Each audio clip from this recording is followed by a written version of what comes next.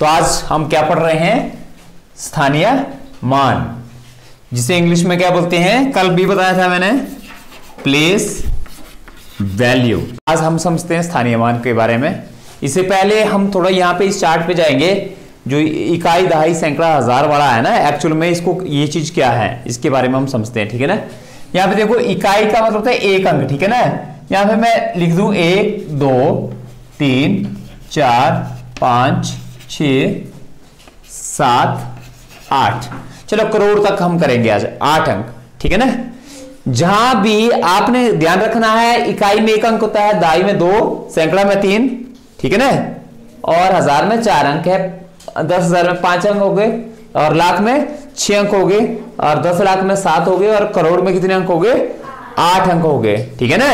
मान लो मैंने लिखा यहां पे, ये लिख दिया मैंने, यहां पे आपने काउंटिंग करनी है। ऐसे करते हैं इकाई, दहाई, सैकड़ा, हजार, ठीक है ना, करते हैं कि नहीं? तो ऐसे भी कर सकते हैं। याद रखने के लिए आपको पता है, जहां पे 4 अंक हो, 1 2 3 4, वहां पे हजार आएगा पहले, ठीक है ना। तो 4 का मतलब है चौथे स्थान पे क्या है हमारे पास? हजार है ना। तो ये कितना हो गया? 4576।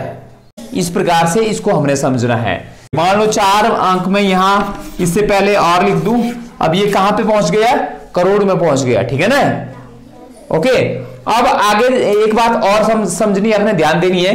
देखो यहाँ पे इकाई अकेली है, दहाई में भी अकेला है, सैकड़ा में भी अकेला है, ठीक है ना।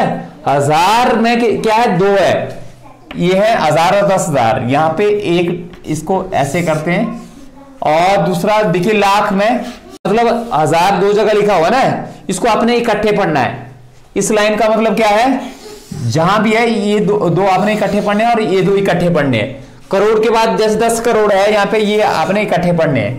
कहने का मतलब क्या है? यहाँ पे मान लो ये करोड़ लिखा हुआ है, देखो यहाँ पे ये करोड़ है, तो 8 अंक है ना यहाँ पे।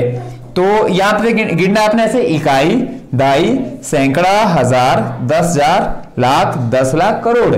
करोड़ में है, करोड़ का मतलब 8 अंक है यहाँ पे, ठीक है ना। तो करोड़ में एक ही 10 करोड़ नहीं है ना यहाँ पे, तो केवल करोड़ है, तो 1 अंक लेना है, ठीक है।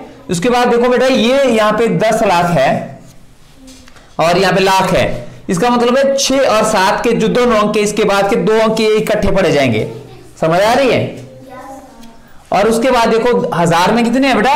1 2 है ना, 2 को, इन 2 को इकट्ठे पढ़ना है। जो 1000 और 10,000 है, इनको इकट्ठे पढ़ना है, तो आगे वाले 2 अंक इकट्ठे पड़े जाएंगे। तो उसके बाद ये अकेला है, और ये अकेला है, ये अकेला है, ठीक है ना। ये आप जानते हैं। देखो अब इसको कैसे पढ़ेंगे? 5,67,84,576, ठीक है। अब इसको मैं पहले यहां पे ऐड कर दूं आपको समझाने के लिए।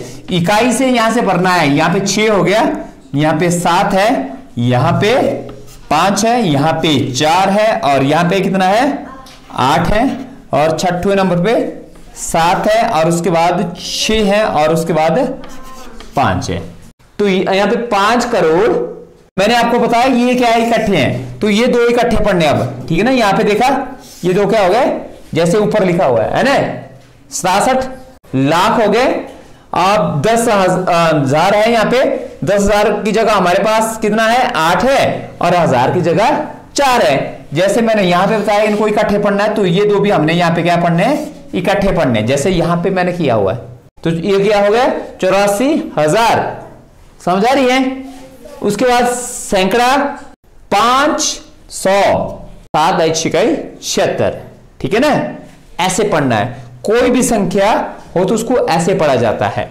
हमारी जो भारतीय प्रणाली है स्थानीय मान की, ये पैटर्न है, इस तरह से इसको पढ़ा जाता है।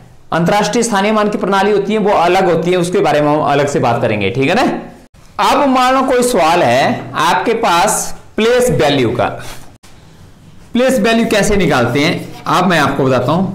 प्लेस वैल्यू, प्लेस वैल्यू मतलब स्थानीय मान कैसे निकालते हैं, ठीक है ना। मान लो हमारे पास सवाल है, मान लो यहां पे सवाल देखिए, प्लेस वैल्यू हमने निकालनी है। हमारे पास है 5487 में 4 का स्थानीय मान कितना है। इसको मैं पहले आपको साधारण तरीके से बताता हूं कि कैसे इसको निकालते हैं। बाद में मैं आपको ऐसा ट्रिक बताऊंगा, आप 1 मिनट में निकाल देंगे इसको, ठीक है ना।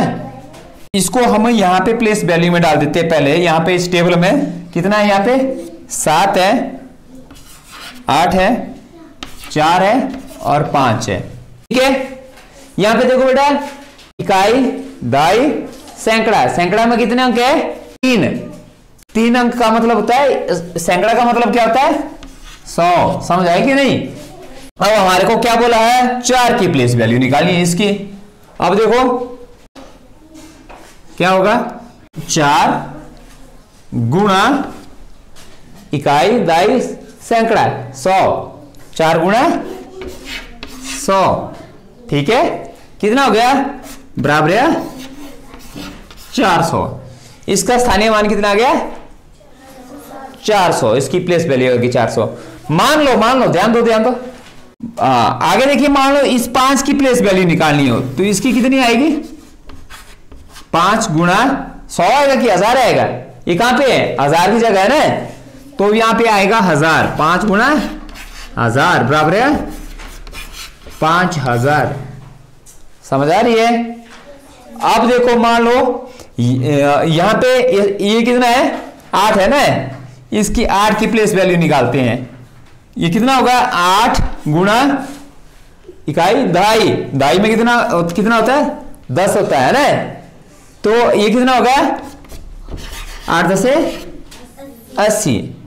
इसकी प्लेस वैल्यू कितनी हो गई, 80। अब आप ये समझेंगे 7 की प्लेस वैल्यू क्या कितनी होगी, फिर जो 7 है हमारे पास, 7 में कितने अंक होते हैं, 1 अंक होता है। 1 अंक का मतलब, इकाई का मतलब 1 अंक, 1 का मतलब 1 ही है। 7 गुणा 1 बराबर है 7। इसकी वैल्यू कितनी हुई, 7 ही हुई। ये आगे आपको समझ कि प्लेस वैल्यू निकालते कैसे। तो अब मैं दूसरे पैटर्न के बारे में बताऊंगा, उसमें आप 1 मिनट में कर देंगे। कैसे करेंगे, सवाल वही है कि इसमें 4 का स्थानीय मान कितना है। सिंपल देखो, संख्या कोई भी हो, मैंने लिख दिया यहाँ पे 5 4 8 7 में 4 का स्थानीय मान कितना है। तो यहां पे क्या करेंगे, इसमें आप सीधा ले जाओ 4 और जितने भी अंक के आ गए ना उनकी जगह 0 लगा देना है। ये नहीं गिनने, लिखना कुछ नहीं, 0 400, उसमें भी 400 था, है ना।